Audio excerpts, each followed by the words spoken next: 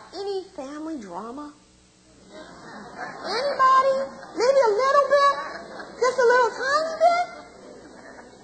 Maybe I should be asking you to raise your hand if you don't have any family drama. Would I get too many hands raised? Is there anybody in here who has somebody in the family that feels like, maybe they didn't just get, all that they should have got, or, mama always liked you better, or, you always gave my brother more than me, or, you know what I'm talking about. Family drama, okay? Or, you took advantage of mama when she was sick, or so forth and so on.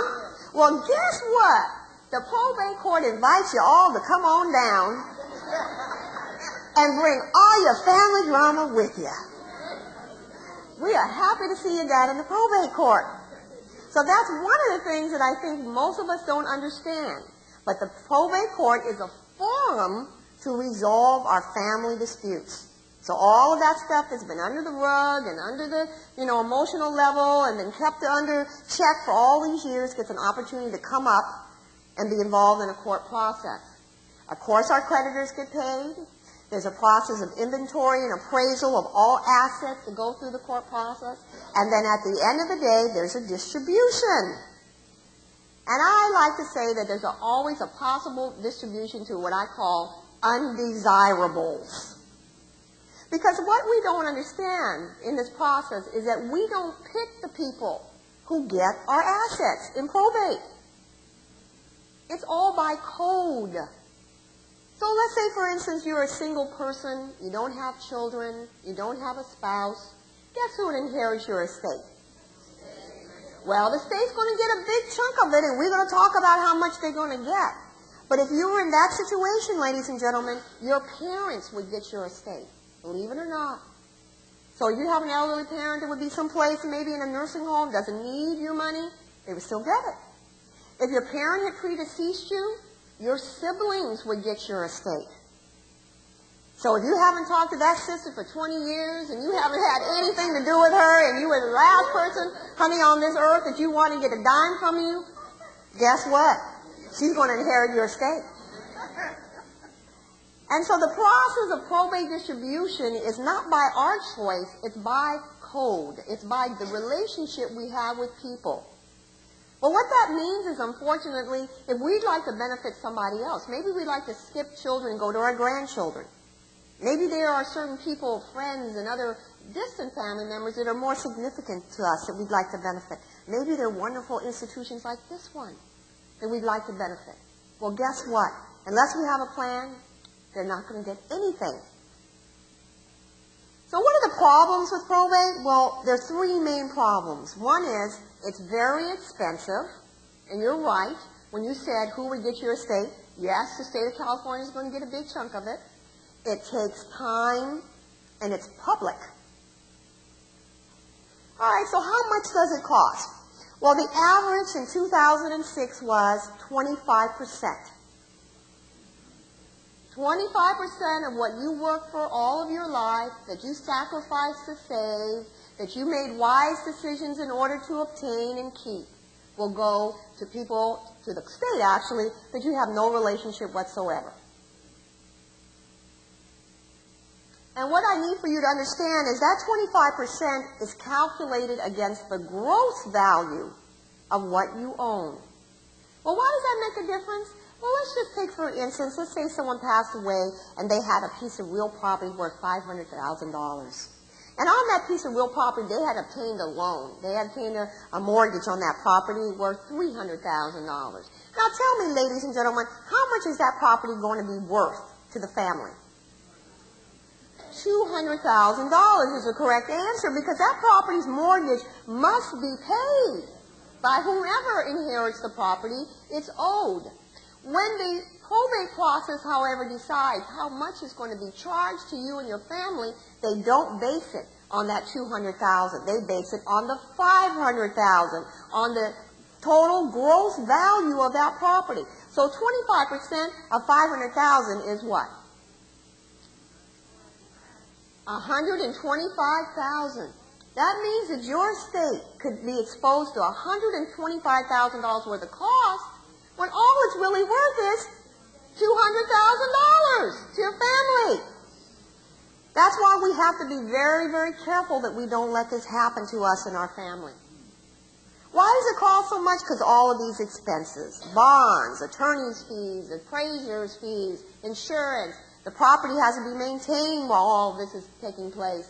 Legal and accounting costs are usually the greatest robber of our assets. And when we have those family members coming down to court and debating and protesting and disputing each other, guess who pays all of their attorney's fees? Your estate pays. Not them, not those troublemakers, not those malcontents. Your estate pays. It also takes time because, you know, we got to have these family disputes. They got to have time to come on down and make these problems. So it takes about 9 months to 2 years on an average.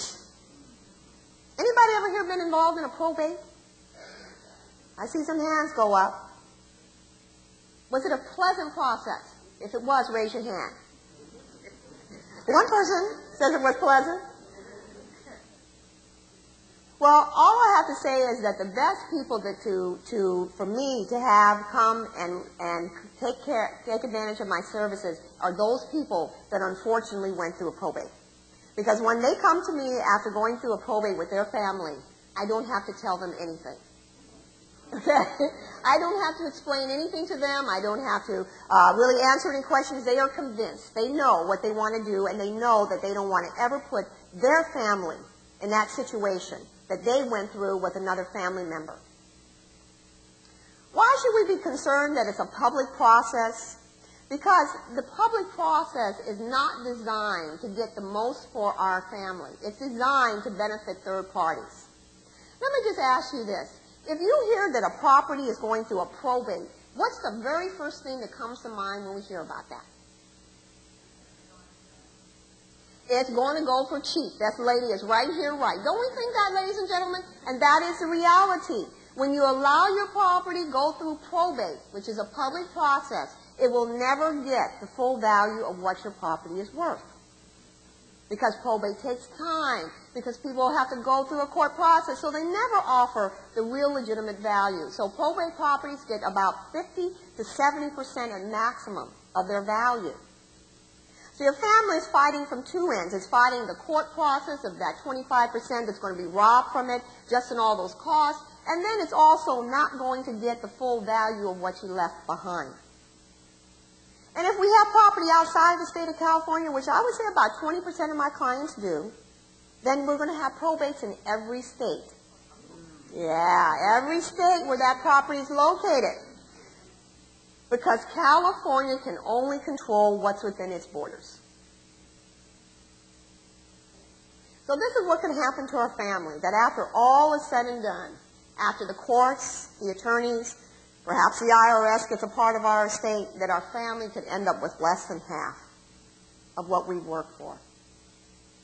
So let's take a case study. Let's see how this applies to a couple, because often I find that when people see how this applies to people, they can understand the process better. And let's take Bill and Mary Jones. Bill and Mary are average middle-class couple. They've worked very hard over their lives. They've acquired about a $700,000 estate. They have a home. They have some cash accounts. They have some retirement funds. And Bill and Mary, you know, they don't think this is a whole lot, but they work hard to get it. And they don't want the IRS or the state of California ending up with it. And they have a reason for that. It's because they have a family. They have Susan and they have John. And their intention is for Susan and John to benefit from their estate. So they're like most of us. You know, they got a busy life. They got much going on. They're, you know, part of the senior fellowship. They're going on trips and they're doing all kinds of fun things with their lives. And, you know, they're trying to keep it all in check. And so they got a things to do list starting with 2007. You know how we get that resolution, New Year's resolution list together this time of year? And so they started off with a to-do list. And the first thing on their to-do list is to exercise. Bill got on the scale and he didn't like what he saw. So he said, you know, I got to get up and I got to start doing some things to keep my body together. They planning a vacation. They're planning their retirement. And last but not least on that important things to do list for 2007 is to create a will. So now Bill goes out and he starts that exercise routine, the first week of January, and he's walking around the block and he's going to the neighborhood park and he's, doing exercise to keep in good health, but he fails to do what we're all told to do before we start an exercise program. And what is that, ladies and gentlemen? Go to your doctor and get a physical just to make sure that everything is okay for you to start a vigorous exercise program. And unfortunately, as a result of not doing that, Bill has a heart attack. And so now Mary is there at the hospital. The doctor says, Bill's going to be coming home. Bill's going to recover. And so now, after being asked at the hospital, when Mary goes to the hospital, she's asked for health care directives. Ma'am, do you have a health care directive for your husband? Do you have his HIPAA authorization? Do you have his power of attorney? And Mary is, what are you talking about? What are all these documents that you need from me? So Mary now, this create a will, the thing that was last on their to-do list, has now jumped up to the top because she realized she could have lost Bill. She praises the Lord for giving her another chance, and she takes Bill home, but she figures, I could have lost Bill. So she goes and she calls her real estate attorney. And she asked her real estate attorney, I went through something horrible. Bill had a heart attack. He's home now, and we need to get a will together. And the real estate attorney tells her, well, Mary, I'm a real estate attorney. This is really not my area of expertise, estate planning. But I know a great estate planning attorney. Her name is Miss Collins. She's right over there on Manchester, and I know her personally, and if you call her up and tell her that I sent you, she will give you a free consultation. You come right in and she'll take care of business. But Mary is so distraught. Oh, no, I just have to have a will right away. Can you just get it for me right now? So the real estate attorney, he helps her out. He makes the will. He makes a will for both her and for Bill. So now they have a plan, and she takes a sigh of relief. Whew. They both have wills. So she feels, okay, we're taken care of. And after bringing Bill home and being a dutiful wife and taking care of him and trying to nurse him back to health, unfortunately, Bill has a stroke, and he's now disabled.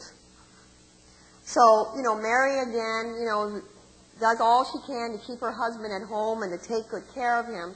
And about 6 months after his stroke, she goes in for her checkup with the doctor. And the doctor looks at her and he says, Mary, your health is starting to suffer. Your blood pressure is going up, your cholesterol level's rising, you need to do something different. This is not working out with you trying to be the primary caregiver for Bill. You guys need to look to somebody else to help you out.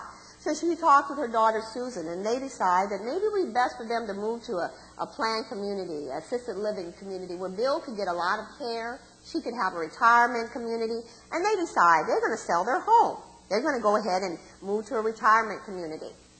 So what she does is she calls up the realtor, the friend of hers, and she says, I need her. The realtor's name is Carmen. She says, Carmen, I need for you to come over here and look at my home. My husband and I would like to move out to the Palm Springs area where we found a really nice assisted living community. So the realtor comes and she looks over the home and she says, everything looks good. Looks like we can do this. And she goes over to Bill and she says, hi, Bill. How you doing, Bill? And Bill just kind of looks off into space. And she says, Bill, I'm here because Mary called me. I hear you found a wonderful condo out in Palm Springs, and you're moving out there, and I look at your home. It's ready to be sold. I'm going to be able to get it sold for you pretty quickly. And Bill, again, doesn't acknowledge her. He just kind of, looks off into space. So she goes to Mary. She says, Mary, how's Bill doing? And she says, well, he comes and he goes. He's in and he's out. He's not 100%. And the realtor says, well, Mary, we might have a problem.